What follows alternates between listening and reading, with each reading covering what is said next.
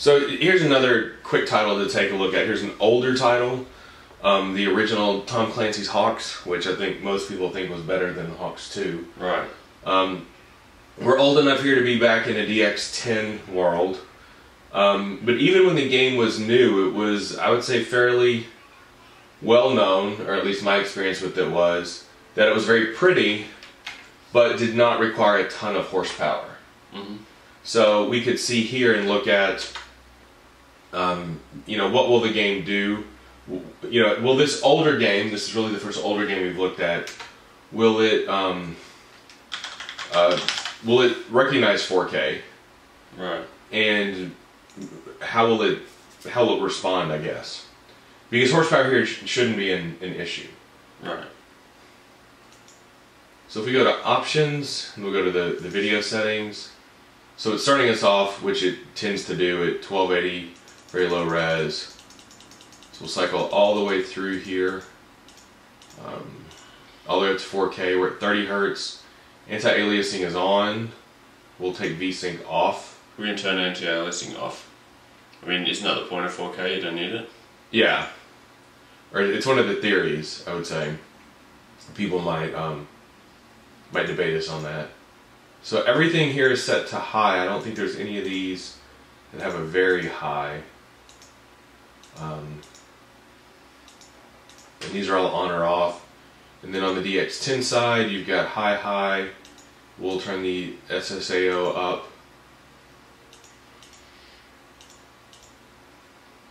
So we'll apply all of these big changes at once. And we're here in the hangar. Look at my Steam overlay window. Oh yeah, the Steam overlay window, very, very tiny here. And a quick note, we had some folks over last night, you know, you've seen them on tape, the Destroyer and Peanut, and when Destroyer logged into his account, he had some UI settings in his Steam account that it imported or picked up, where his Steam was much larger on the window. It was much more readable, text was larger and whatnot, versus mine. So Steam itself is not picking up the Windows 7 UI scaling, because we have it set to large, which makes the icons and such readable.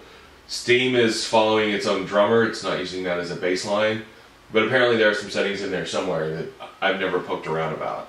Yeah. So if we go back in... And we had a quick look in the settings and nothing stood out immediately, but obviously there's something there. Right. So in the hangar we were at an insane frame rate, which you always get in the hangar. So we're at 140 frames a second here. I'm not seeing any tearing. I'm seeing some stutter, a little bit of stutter, like... Right. I don't know if I'd call it tearing. I mean, probably is. I mean, it looks beautiful. I mean, look here, like there's tearing there. There's a lot of tearing there. Yeah, you can see wow. Yeah, now it's getting real bad. Rippling up.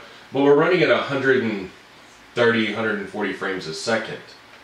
Well, it just didn't like that at all.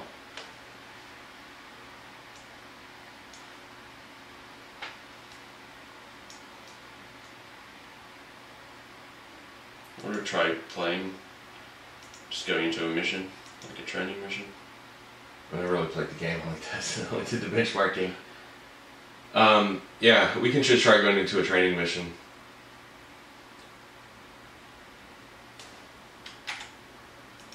It's kept its settings. Yeah. You can see the tearing there. Yeah. And I guess one thing on a 30 Hertz panel that would be great for a VSync, and this may be some of the stuff like the FreeSync or the G-Sync that NVIDIA has might do for you, is to lock it in at a multiple of your monitor. So if the game would fix the rendering at 60, and then the monitor would refresh at 30, but you'd still have the input lag on the VSync. That's right. And input lag really detracts from a gaming experience.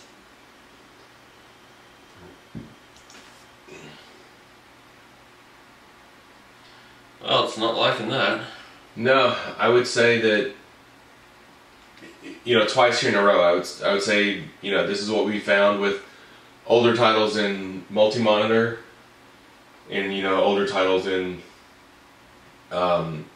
ultra wide and stuff, and in this instance it doesn't seem to like it. Well, H.A.W.X is great in multi-monitor. Right. It's just this 4K, for some reason it doesn't like it. So maybe it's because it's I wonder if it's got to do with DirectX 10 instead of everything else we've been playing. It could be. Although I couldn't tell you exactly why. So we'll jump into the DX9 version.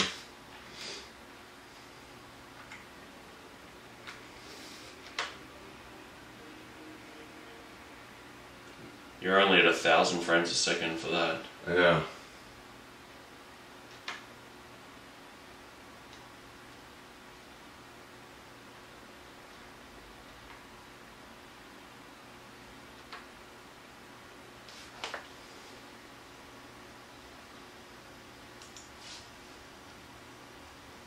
Yeah, so we're at 400 some odd frames a second here. If we go to the campaign. New.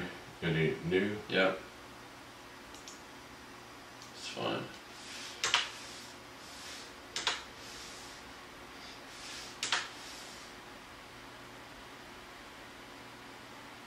The text is all readable. Yeah. The UI seems to scale okay. Yeah. I can't see any anomalies or anything that looks incorrect.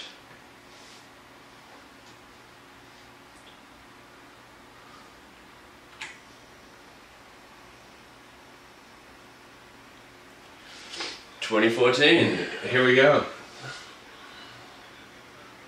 So we're running at 170 frames a second. You can see there's pretty good tearing, sort of rippling up and down. Yeah. I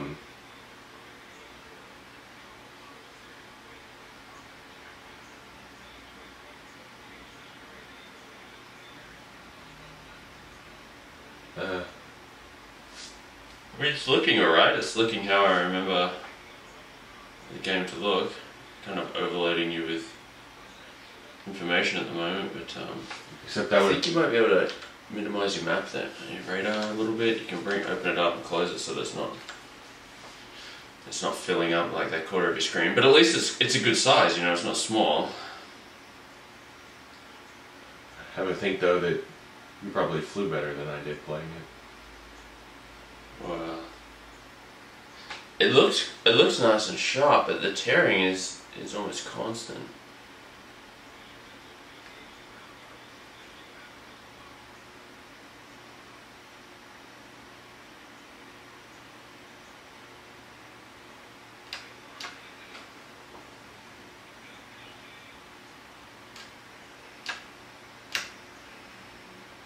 There's the weapon cam.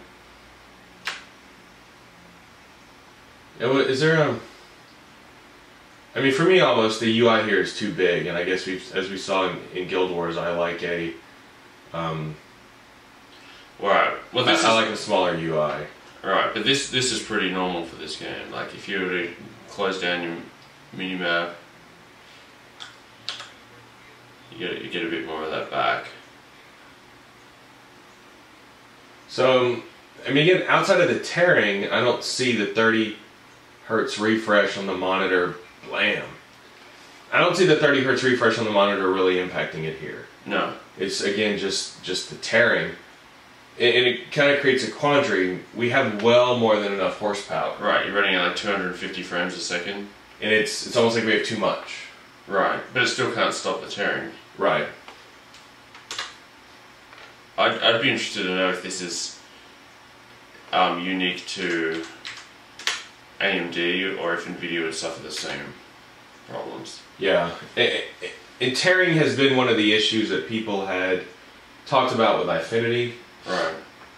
Uniquely to AMD. I know that these panels are set up to where it's actually linked inside and it's two panels actually stitched together. So this is kind of an automatic Affinity 2x1 group. Right. So the tearing may be kind of inherent to that. And just to confirm, we're still just running the one card, so it's not a crossfire type issue. And so that would also should alleviate most or all of the micro stutter issues. Right. So, you know, I would say recommended well enough in theory, but maybe it's too much horsepower and you have all this tearing. It seems to be if you can hit close to right above 60 frames a second constantly, that you don't get as much tearing. If you're well under, you get tearing, and if you're well over, you get tearing. Yeah, I guess the Torchlight 2 we were well over, and we didn't have a lot of tearing, only in certain places. But you know, we were around the 120 mark, which is another multiple of 30. But and it's also, we've seen the tearing, like when you're in a 3D world and you're turning or moving. Right. When you're moving terrain, I guess, I mean, you're moving the whole world around you. Yeah, whole world, yeah. Because in Torchlight, you're a character moving within the world. You're not shifting the plane of the world. Right.